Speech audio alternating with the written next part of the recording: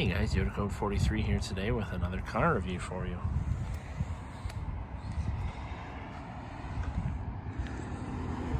This is a 2020 Honda CR-V EXL all-wheel drive.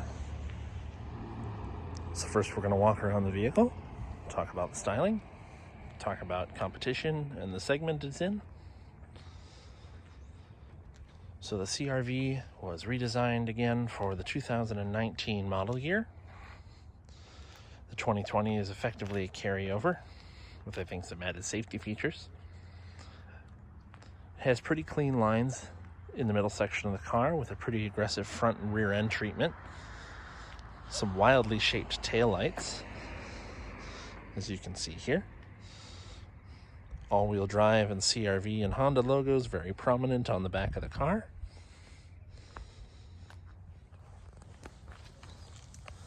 It actually has two mufflers and exhaust pipes, but it's just a single pipe coming back from the engine, as this is turbocharged.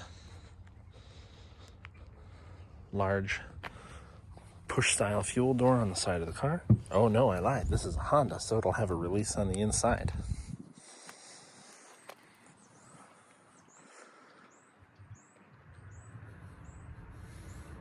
And this is modern steel metallic with black leather on the inside. Good looking color on this car. Good wheel design, split 5-spoke with machined face and painted inserts. Fog lights and adaptive cruise control noted on the front end.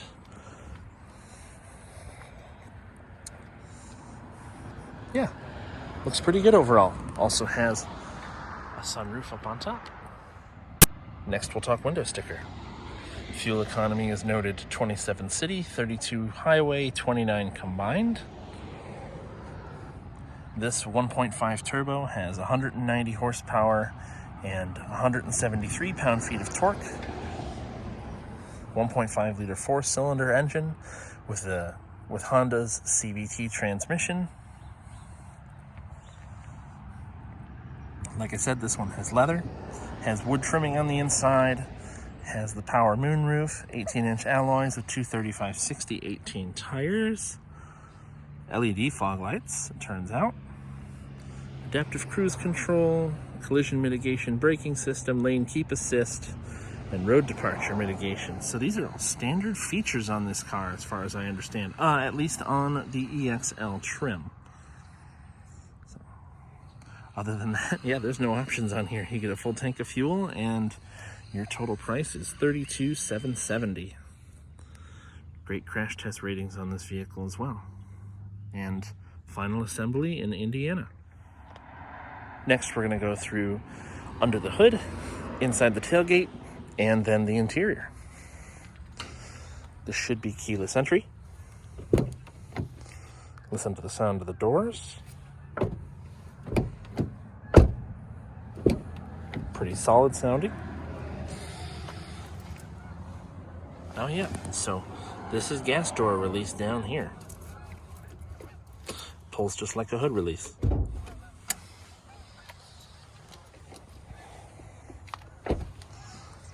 Capless fueling system here.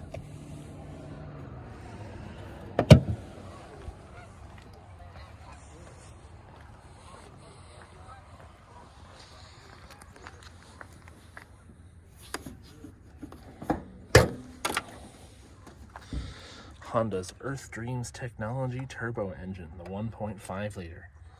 Like I said, 190 horsepower, should be 173 pound-feet of torque. Delivers pretty awesome fuel economy for its size. This is a large vehicle on the inside for being a compact SUV. Competition would be like Ford Escape, Jeep Cherokee, vehicles like that. I'll list some others here as well.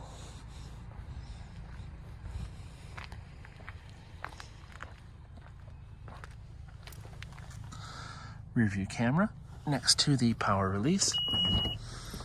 And it's a power liftgate on a compact SUV, which is a nice feature.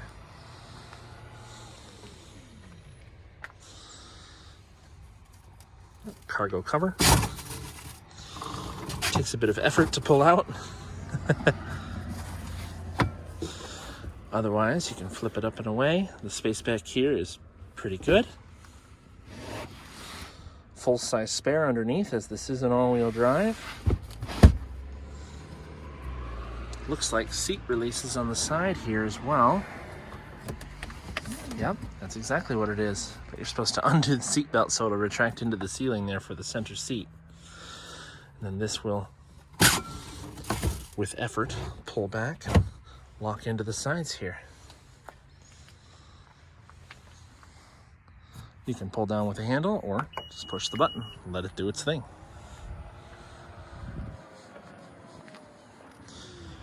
Rear seats first.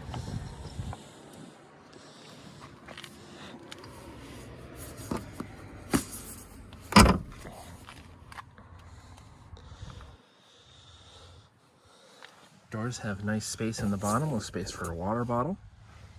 There's a speaker, well, two speakers in the door, your main speaker, and then a tweeter up here as well. So I imagine the sound system's pretty good in this car. And then this is sitting behind myself in a comfortable driving position. I'm not actually touching the seat. I seem to have pretty good space back here. Incandescent lighting on the inside. Looks like only the lights appropriate to the doors you've opened turn on, which is okay. Nice little wood trimming on the door. Rear climate vents and charge ports here. Seat back storage on the passenger side. Center armrest with cup holders. Seats are comfortable, not firm, not too soft. No real support there, but that's the back seat anyways, and this isn't exactly a sports car.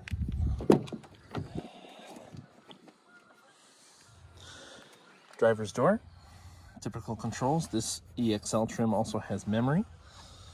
The wood trimming it's plastic, but it's nice. It feels nice and smooth, looks good up close. They've got it scattered across the dashboard here.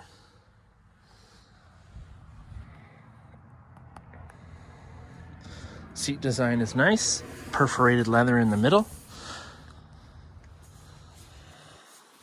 The seats are a bit firm for my taste, but they hold you well. Maybe get a little bit tiring on long trips. Down here you have your buttons for your various safeties, traction control. You can remote open your lift gate here, lane departure, and collision preventative braking.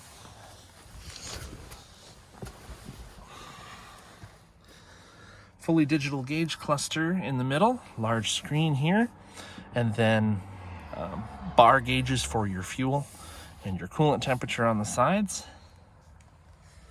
Start the car here.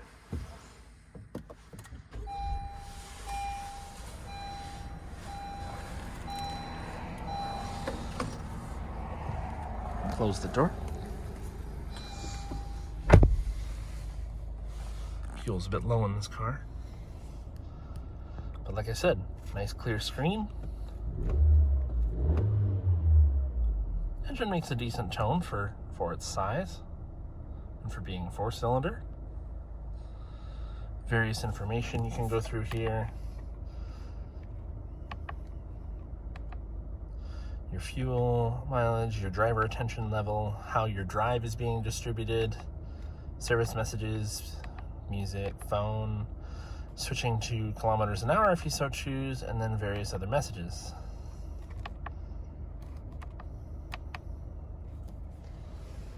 Your controls on the steering wheel are your volume. This controls your radio when you're not messing with the gauges.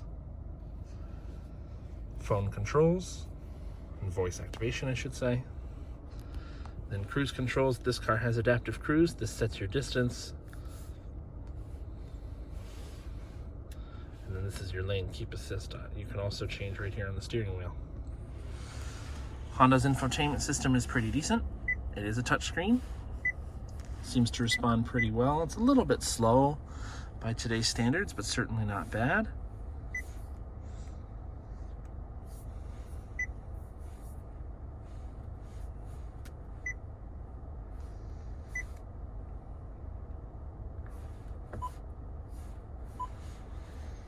Your climate controls are unfortunately only, well, that's not true. Your climate controls have hard buttons down here below, but you can also control them on the screen.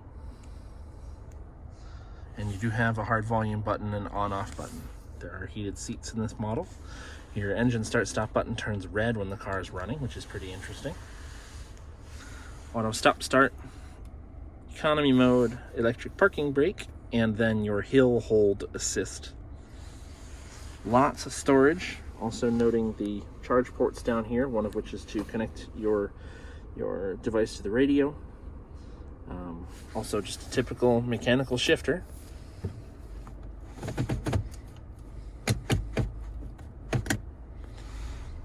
Reverse camera. Has lines that move with your steering. Looks like there's different views you can look at here. Ah, interesting. A top-down kind of view to help you make sure you're not running into parking brake. Interesting. So lots of storage down here. Large space for a phone right up front here, or your key. 2 large cup holders with grippers.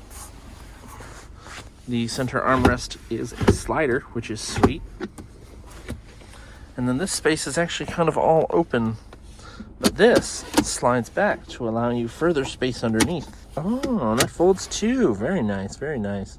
Didn't know that was a thing. With a power point down below here as well. The more you learn. Glove box. Dampens nicely, doesn't feel cheap. Has a nice heavy hit to it when you open and close. Tweeters up behind the mirrors up here. Side curtain airbags. Sunglass cubby, and then also a rear seat mirror. Nice touch. Home link, sunroof controls, light controls. The mirror is self-dimming. Nothing else special about that. It's a manual shade for the cover. I'm sure if you open the sunroof, it will actually pull back as well. Operation is quick and easy. And it's typical size, not too large. Adjustable height seatbelts too, which I always like. And the visors. Lit. And they are sliders, which I also always appreciate. At this point, we're going to go for a drive.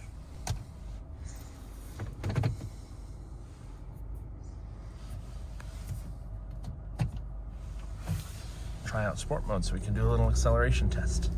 Assuming we don't run out of fuel first, I think we'll be just fine.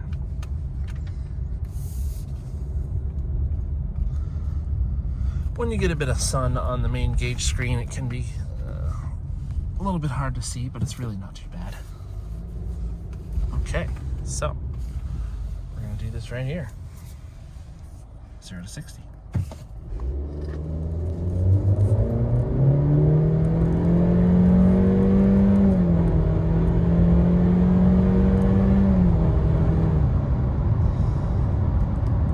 Takes off kind of slow and steady, but once it's up and moving, it's really not too bad. You notice there's also this green light showing up above the center gauge as well, which kind of lets you know how you're driving. It turns red when you're driving a bit more sporty, turns green when you're driving more economically. I wonder if it's just kind of there to make you feel bad. We're going to hit this roundabout here. See how the handling feels.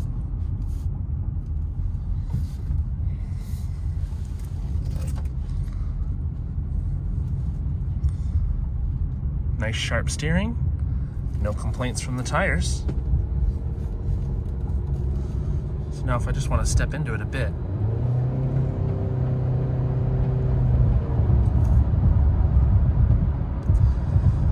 It decides how much power to give. It brings up the revs to bring the engine into the power band, and it takes off. It's pretty good. Decent passing power, I would say.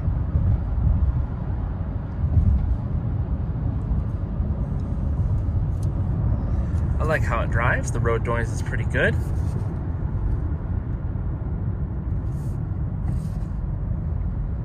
Tires make more noise than anything else. The wind noise is surprisingly quiet for a compact SUV, but I know Honda sells these things like hotcakes, and for good reason.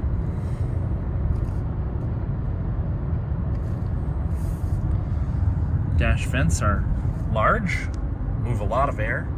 The climate control system does a great job of mitigating temperature, bringing things into, well, bringing it to where you want.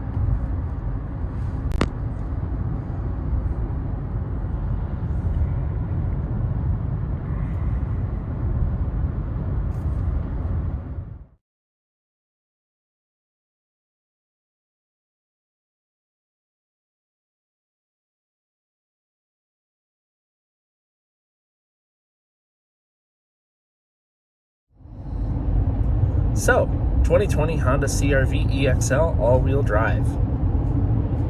No complaints to be had. It's a really nice driving compact SUV. There's competent rear seat space for my little one who's in a rear-facing child seat. I always like to mention that, but he's awesome, and anything I was going to buy, I'd want him to be safe in, you know? Other than that, not a whole lot else left to say. Solid driving vehicle. There's a reason they sell so well. It's got lots of space inside for whatever you need to pack. I'd say larger in comparison to even the Jeep Cherokee that we have, but nowhere near as powerful. It only has a 4-cylinder turbo, which, mind you, it has competent power, but it's not a lot. It's good enough for modern traffic, and that's what it is. I'll have to note the curb weight of this vehicle here as well, but I'd suspect somewhere in the realm of 3,500, 3,600 pounds. So, hope you guys are enjoying my videos. Like, comment, subscribe, and suggest other things you want to see, or give me other suggestions on things to change. I'm all about constructive criticism. Hope you enjoyed it, and we'll hope to see you next time.